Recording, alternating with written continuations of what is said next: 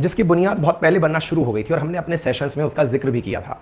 आपको याद होगा, भारत को नाटो में शामिल करने का प्रयास कर रहा है लंबे समय से अमेरिका। प्रयास करने का लॉजिक क्या है, कैसे कर रहा है, उसके ऊपर मैं कुछ ब्रीफिंग आपको दे देता हूं। आपको याद होगा, कुछ समय पूर्व हमने अपने इसी अंकित इंस्पायर इंडिया वाले सेशन में कवर किया था कि भारत को नाटो में शामिल करने की तैयारी चल रही है। और ऐसी बात क्यों आई थी? इसके पीछे का कारण था कि अमेरिका के अंदर एक सेलेक्ट कमेटी थी जिसके अंदर दोनों पार्टियों के लोग थे। उन्होंने ये कहा था कि भारत को, यदि इंडिया को हम अपनी तरफ कर लेते हैं, नाटो यानी नॉर्थ अटलांटिक ट्रीटी ऑर्गेनाइजेशन, जो कि अमेरिका के नेतृत्व में एक सैन्य गठबंधन है अपने दुश्मनों से निपटने के लिए, अगर भारत को हम शामिल कर लेते हैं तो ताइवान विषय पर जो चीन के साथ हमारा कन्फ्लिक्ट चल रहा है उसे चेज करने में बड़ी मदद मिलेगी। और ऐसा कहते हुए, चूंकि नाटो शब्द में क्या शब्द है, नॉर्थ अटलांटिक ट्रीटी ऑर्गेनाइजेशन। अब चूंकि अटलांटिक ओशन तो इंडिया के आसपास है नहीं, तो ऐसी स्थिति में अटलांटिक ओशन के स्थान पर इंडो पैसिफिक क्षेत्र में नाटो जैसा ही सैन्य गठबंधन बनाने की बात हुई, जिसे कि नाटो प्लस नाम दिया गया। उस नाटो प्लस में भारत को शामिल करने की बात हुई। तो आप यहाँ पर ये कटिंग देख सकते हैं। जब हमने आपके साथ में से साझा किया था कुछ समय पूर्व अपने सेशन में, तब बताया था कि यूएस की कांग्रेस कमेटी यानी संसदीय समिति ने कहा है कि India for NATO plus status in a bid to contain China. यदि चाइना को काउंटर करना है तो इंडिया के साथ साथ हमको क्या करना होगा, व्यवहार अच्छा करना होगा, और उसी के वजह से हम चीन से लड़ पाएंगे। ये अमेरिका की संसदीय समिति की अपनी सरकार को सिफारिश थी। आप इधर देख सकते हैं, ये हमने इसके ऊपर प्रॉपर सेशन कवर किया था। आपको थोड़ा सा मैं स्ट्रेटेजिकल लोकेशन समझा देता हूं, फिर हम आगे बढ़ेंगे। साथियों, जब आप चीन को देखते हैं, दुनिया में दो वैश्विक पावर, फर्स्ट और सेकंड में, एक पावर इस पैसिफिक ओशन के पूर्वी तट पर है, यानी कि इधर की तरफ, जिसका नाम है यूएसए, और एक पैसिफिक ओशन के पश्चिमी तट पर है जिसका नाम है चाइना। पैसिफिक ओशन के आर पार दोनों देश टिके हुए हैं, एक तरफ अमेरिका, एक तरफ चाइना, और दोनों ही दुनिया की प्रथम और द्वितीय शक्तियां हैं। अब चीन को काउंटर करने के लिए अमेरिका की चाल क्या है कि वो यहां पर चीन को उसी के घर में घेरे। अच्छा, अमेरिका को खुद का तो एडवांटेज ये मिला हुआ है कि उसके एक तरफ उत्तर में है कनाडा और दक्षिण में है मैक्सिको, जिसके साथ दोनों के साथ ही उसके बढ़िया व्यवहार है, तो उसको तो कभी कोई दिक्कत होती नहीं है। तो उसने क्या किया कि चाइना को अगर घेरना है उसी के घर में, तो उसके आसपास के दो देशों के साथ दोस्ती की जाए। तो अमेरिका ने, चाहे फिलीपींस हो, चाहे फिर ये जापान हो, चाहे साउथ कोरिया हो, इधर ऑस्ट्रेलिया हो, इधर इंडिया हो, इन सबको अपने साथ करने का प्रयास किया ताकि चाइना को रोका जा सके, टक्कर दी जा सके। आपको मालूम होगा, इन्होंने एक मुद्दा जो कि ताइवान संबंधी मुद्दा है, अमेरिका ने उस मुद्दे पर काफ़ी ज़्यादा बार चीन को आइसोलेट करने का प्रयास किया है, लेकिन दुनिया के 181 देशों ने चीन को अपना समर्थन दिया है कि ताइवान के मुद्दे पर वो चीन के साथ है, अमेरिका के साथ नहीं। और तो और ताइवान विषय पर, यानी इस छोटे से हिस्से को लेकर के जिसे चीन अपना मानता है, अमेरिका और ताइवान लगभग इतनी दूरी पर युद्ध की स्थिति में आ चुके थे, यानी कि इतना ज़्यादा एक दूसरे के साथ कन्फ्रंटेशन हो चुका था। और इतनी बात तय है कि दुनिया ये मानकर चलती है कि जिस प्रकार से आज रशिया यूक्रेन चल रहा है, ऐसे ही फॉर्च्यून की खबर की बात को अगर सच माने तो उसमें लिखा है कि 2025 के अंदर चाइना और ताइवान के बीच में युद्ध होगा और उसके अंदर अमेरिका भी इन्वॉल्व हो ही जाएगा। चाइना और ताइवान के इस युद्ध में अमेरिका मूक दर्शक बनकर बैठा रहेगा या नहीं, इस बात की दिशा और दशा आज से ही तय की जा रही है। ये माना जा रहा है कि अमेरिका अगर चाइना को रोकना चाहता है तो उसके अगेंस्ट जितने भी देश हैं उन्हें एक करे, और उसी की कवायद इसलिए ज़रूरी हो जाती है क्योंकि ताइवान को हमेशा ये डर चाइना से बना रहता है कि मल्टीपल टाइम्स बहुत सारे व्हीकल्स, बहुत सारे एयरप्लेन्स, पानी के जहाज ताइवान के वाटर में घुसते रहते हैं। यही कारण निकला कि अमेरिका ने इंडिया से संपर्क साधा कि आप अगर एक सैन्य गठबंधन हमारे साथ बना लें। कैसा सैन्य गठबंधन? जो चीन को काउंटर कर सके, ऐसा सैन्य गठबंधन जिसे नाटो प्लस की संज्ञा दी गई, जिसमें अमेरिका ने ऑलरेडी अपने और छोटे मोटे भाई लोग जैसे जापान है, ऑस्ट्रेलिया है, साउथ कोरिया है, इनको शामिल किया हुआ है। तो बोले अगर आप भी शामिल हो जाएंगे तो आनंद आ जाएगा। इंडिया ने नाटो के इस गेम प्लान को उलट दिया है। कैसे? इंडिया ने कहा कि मैं ऑस्ट्रेलिया, न्यूजीलैंड, जापान, इजराइल और साउथ कोरिया, जिसे आप नाटो प्लस कहते हैं, इसमें शामिल होने वाला नहीं हूं। आप ये खबर देख सकते हैं, ये भारत के विदेश मंत्री का बयान है और ये बहुत ज़्यादा मायने उस समय रखता है जिस समय अमेरिका में भारत के प्रधानमंत्री की यात्रा होने वाली है। वहीं दूसरी ओर भारत G20 की अध्यक्षता कर रहा है। उन तमाम कारणों के बाद में हाँ जी हर्षित, जो क्लास अपलोड हो गई बेटा, वो AWS की प्रॉब्लम आ रही है ना, जो अमेजन वेब सर्विस हम लोग यूज़ करते हैं उसमें कुछ प्रॉब्लम है, ग्लिच है, वो दूर हो जाएगी, चिंता मत करिए, अपलोड हुई सारी क्लासेस चल जाएंगी, ठीक है। अच्छा, ऐसी स्थिति में India capable of countering China aggression, India ने साफ मना करते हुए कहा कि अगर आप चीन का डर हमें दिखाते हैं कि चीन हमारे लिए बड़ी चिंता है, तो आप सुन लीजिए, चीन से हम खुद निपटने को तैयार हैं, हम ज्वाइन नहीं करेंगे नाटो। और ये बात भारत के विदेश मंत्री के द्वारा कही गई है। NATO template doesn't apply to India, ऐसा भारत के फॉरेन मिनिस्टर जयशंकर साहब ने कहा कि भैया बात ऐसी है, हम नाटो ज्वाइन नहीं करेंगे। नाटो ज्वाइन ना करना, इतनी सारी तैयारियां अमेरिका के द्वारा जो भारत के लिए की जा रही थी, उनमें ये अपने आप में एक बड़ी बात निकलती है। ये आप एस जयशंकर साहब का बयान सुन लीजिए, क्योंकि ये बड़े दिनों से मुद्दा उठ रहा है। इन्होंने अपने द्वारा कहा कि अगर अमेरिका के अंदर संसद में ये चर्चा होती है कि भारत को नाटो प्लस में साझा करो, तो मैं आपको क्लियर कर देना चाहता हूं, ये नाटो शब्द हमारे साथ जाता ही नहीं है। अब आप सोचकर देखिए, जिस चीज की अमेरिका इतने दिनों से भारत के साथ तैयारी कर रहा है, भारत के प्रधानमंत्री को बोलकर इज्जत देने की बात चल रही है, G20 के अंदर भारत के साथ जुड़ा हुआ है, हम तेल रूस से खरीद रहे हैं, तब भी कुछ नहीं कर रहा है, क्योंकि अमेरिका को चीन को काउंटर करने के लिए भारत की जरूरत है, और भारत बोल दे रहा है कि मैं आपके नाटो का हिस्सा नहीं बन सकता। यानी कि इतनी सारी मेहनत उनकी वेस्ट चली गई। India will never be A part of alliance system, ऐसा एक्सटर्नल मिनिस्टर जयशंकर साहब पहले भी कह चुके हैं कि हम किसी भी गठबंधन का हिस्सा नहीं बनेंगे, ये भारत की स्ट्रेटजी है। तो फिर अमेरिका ने क्या किया, हमें नीचे देखिए, ये बहुत ही बड़ा डिप्लोमेटिक गेम चलता है दुनिया में। अमेरिका ने क्या किया, अमेरिका, ऑस्ट्रेलिया और जापान ने फिलीपींस को साथ में लेकर के एक नए क्वाड का गठन कर लिया। बीच में सुर्खियां आने लगी थी कि क्वाड से भारत को निकाल दिया, ये खबरें आने लगी थी कि क्या इंडिया को क्वाड से बाहर कर दिया गया है। क्वाड मतलब आपको याद होगा, चीन को घेरने के लिए, जिसको कोई चीन खुद कहता था कि नाटो ही है, मतलब क्वाड जो है वो एक्सटेंडेड नाटो है, जिसमें चीन को घेरने के लिए जापान, ऑस्ट्रेलिया, भारत और अमेरिका ने एक संगठन बनाया था जिसका नाम क्वाड दिया गया था। लेकिन भारत के इस रुख के चलते हुए अभी हाल ही में जो शंग्रीला डायलॉग हुआ सिंगापुर के अंदर, वहां पर भारत के बिना भी एक नए क्वाड का निर्माण कर लिया गया।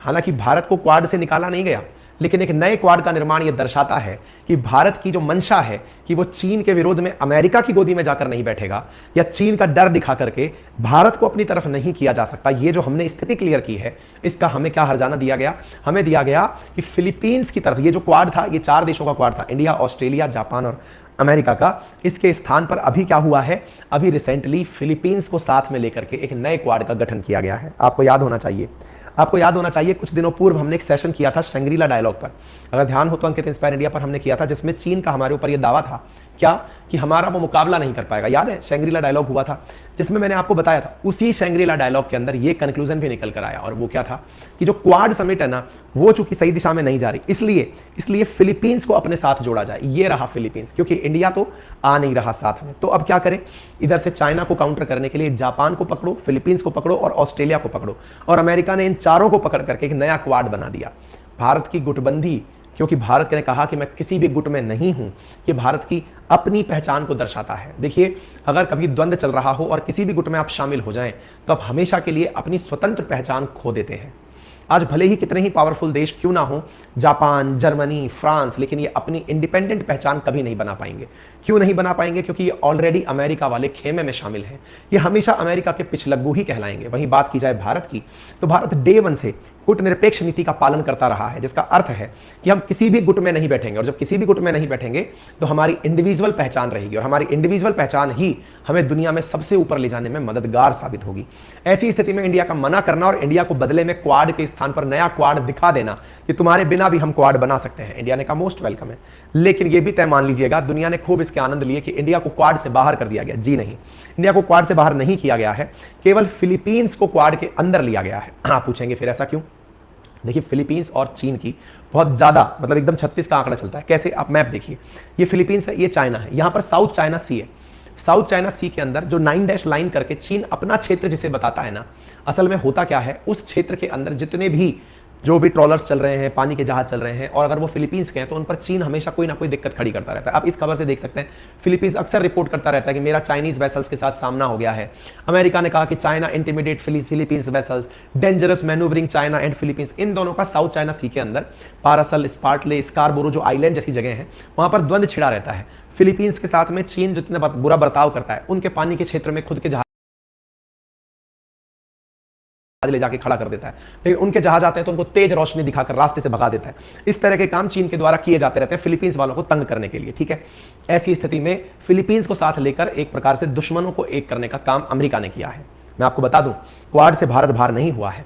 India next year quad summit की मेजबानी करेगा, यानी कि अगले साल क्वाड जो हम लोगों का है वो होकर रहेगा, लेकिन भारत उसका समावेशी सहयोग में उपयोग करेगा, ना कि किसी के विरोध में। ठीक है, तो ये बात कहना भारत के द्वारा कि हम अपने दम पर चीन से निपट लेंगे, ये दर्शाता है कि इंडिया इंडिपेंडेंट अपनी विदेश नीति रखता है, किसी भी ग्रुप में शामिल नहीं होता है। तो इससे अपने आप में एक बड़ा मैसेज अमेरिका को जाता है। हालांकि अमेरिका की तरफ से अमेरिका के डिफेंस मिनिस्टर इन दिनों भारत आए हुए हैं, भारत के रक्षा मंत्री से उनकी मुलाकात की तस्वीरें अपने आप में साफ जाहिर करती हैं कि वो कितना गजब सहयोग चाहते हैं भारत के साथ। इसी इतना ही नहीं, आने वाले समय में और भी मंत्रीगण, जैसे कि आप इधर देख सकते हैं 7 जून की खबर, अमेरिका के जैक सुलेवान जो यूएसए के जो एनएसए हैं वो इंडिया आए थे। कहने का कुल मिलाकर अर्थ ये है कि ये सब लोग इंडिया को अपने साथ लाना चाहते हैं, और इंडिया ने इंडिपेंडेंट होकर ये दर्शा दिया है कि भाई बात ऐसी है कि हम किसी भी गुट में नहीं है। अब आप पूछेंगे ऐसा क्यों भारत गुट में नहीं जाना चाहता है? इसके पीछे के प्रमुख कारण, पहला तो यही कि अगर हम किसी भी गुट में सवार हो गए तो कभी भी वैश्विक महाशक्ति नहीं बन पाएंगे, हम फिर किसी ना किसी गुट के हिस्से रहेंगे। दूसरा सबसे बड़ा कारण यह है कि पुतिन हेट्स नाटो। आप पूछेंगे पुतिन के पक्ष में भी तो हम चले गए ना? नहीं, हम अमेरिका से भी अच्छे संबंध रखते हैं, रूस से भी अच्छे संबंध रखते हैं, लेकिन नाटो के चलते पुतिन के साथ भारत अपने व्यवहार खराब नहीं करना चाहता। इसके पीछे का बड़ा कारण है, देखिए नाटो के कारण अगर पुतिन ने अपने अलायंस पाकिस्तान और चीन के साथ बना लिए तो हमारे निकटतम प्रतिद्वंदियों के साथ रूस का करीब आ जाना वो हमारे लिए ज्यादा नुकसानदायक होगा। तो by the balancing of world, India in लोगों को इसी तरह से रहने देना चाहता है कि मैं सबके लाभ लूंगा और सबके साथ जुड़कर काम करूंगा, लेकिन किसी भी गुट में शामिल नहीं होऊंगा। पहला चीज तो ये है, और ये बात सही भी है कि अमेरिकी रूस रशियन विदेश मंत्री ने भी इस बारे में कहा था कि नाटो के लोग भारत को अपनी तरफ करने का प्रयास कर रहे हैं चीन का डर दिखाकर, जो कि सही नहीं है, लेकिन भारत ने इस बात को क्लियर कर दिया। दूसरी चीज मैं बता देता हूं, देखिए इन दिनों जैसे मैंने आपने कहा ना, एक बार आप किसी गुट में शामिल हो गए तो गुट में शामिल होने का अर्थ यह निकलता है कि आप उसी गुट के हाँ में हाँ बोलेंगे। लेकिन इस चीज को इन दिनों फ्रांस फील कर रहा है। क्या फील कर रहा है? इमानुएल मैक्रोन, जो कि फ्रांस को एक अलग पहचान दुनिया में देना चाहते हैं, अमेरिका की रायशुमारी में नहीं रहना चाहते। मजबूरी क्या है कि ये नाटो के मेंबर हैं, इन्हें अक्सर चाहे रशिया यूक्रेन कन्फ्लिक्ट हो अमेरिका के पक्ष में बोलना पड़ता है। ये इस बात की कीमत अदा कर रहे हैं कि मेरी इंडिपेंडेंट पॉलिसी होते हुए भी अंतर्राष्ट्रीय स्तर पर हमें अमेरिका के ही साथ चलना पड़ता है। ये इंडिपेंडेंट देश होकर भी गुलाम का एहसास करते हैं, और यही कारण है कि अभी जब चाइना की विजिट पर मैक्रोन आए थे तो इन्होंने दुनिया को चेतावनी देते हुए कहा था कि ताइवान के मसले पर पहले से ही यूरोप वालों सचेत हो जाना। किस बात को लेकर? कि आप लोग अमेरिका के पक्ष में हैं, चीन के पक्ष में है, ताइवान के पक्ष में है। ये आपका इंडिपेंडेंट फैसला होना चाहिए, ये आपका अपना निर्णय होना चाहिए। इस निर्णय में ताइवान, इस निर्णय में फ्रांस अपनी अलग राय रखता है या फिर अमेरिका अपनी अलग राय रखता है, एक जैसा हाल नहीं होना चाहिए। ये इन्होंने कहा था, और हमने इस विषय पर सेशन भी किया था 1 महीने पहले का आपके सामने। क्या? कि हम अमेरिका की जागीर नहीं है कि वो हमसे जो एक्सपेक्ट करे हम वैसा कर लें। इंडिया भी अपने आप को यह क्लियर करता है कि हम अमेरिका के कहे में नहीं चलेंगे। हाँ, हमें अच्छा लगेगा साथ देंगे, नहीं अच्छा लगेगा नहीं साथ देंगे, ठीक है ना? तो Europe must reduce it's dependency on the United states and avoid getting dragged into A confrontation between China and US over Taiwan. इन्होंने साफ कहा था। तो एक प्रकार से भारत ने अपने एक मित्र को यह मैसेज दे दिया है कि हम भी अपनी इंडिपेंडेंट पॉलिसी रखते हैं। उम्मीद है आपको यह बात समझ में आ रही हो। क्लियर है?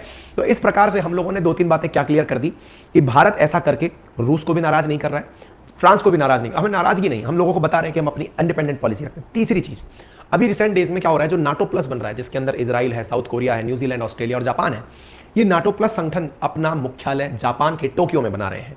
इस विषय के ऊपर भी फ्रांस ने अपनी आपत्ति दर्ज कराई है, जिस विषय पर ग्लोबल टाइम्स में खबर छपी। क्या? कि देखो भाई, मुद्दा यह है कि टोक्यो के अंदर आप लोग नाटो प्लस का मुख्यालय बना देंगे, आगे बात समझ में, लेकिन परेशानी यह है कि तुम्हारा मुख्यालय बनते ही अब आने वाले समय में सारे देशों को, अब चीन और जापान के बीच में कभी फाइट हो गई तो ऐसी स्थिति में नाटो ने तो अपना ऑफिस खोल दिया जापान में, पहले तो बेल्जियम में था, अब इन्होंने कहा जापान में भी खोल दिया। अब नया ऑफिस तो खुल गया, लेकिन भविष्य में चीन और जापान उलझ गए तो ऐसी स्थिति में सब देशों को एक साथ कूदना पड़ेगा। बोले इसकी कीमत हम क्यों चुकाएं? इस बात को लेकर के इमैनुअल मैक्रोन काफी बगावती हो रहे हैं। बाय द वे, इसके पीछे का बड़ा कारण ये नहीं है, बड़ा कारण है ऑकुस। अगर आपको याद हो, ऑस्ट्रेलिया, यूके, यूएस जो आपस में पनडुब्बी का वो बना लिए थे ना, संगठन बना लिए थे फ्रांस को बाहर निकाल करके, उससे खफा है ये। पैसा सबसे बड़ा चीज है भाई, ऐसी स्थिति में इनका भी विरोध जायज है। तो उम्मीद है आप लोगों को कुल मिलाकर जो वर्ल्ड डायनेमिक्स है वो समझ में आ गई होगी। ये भी बात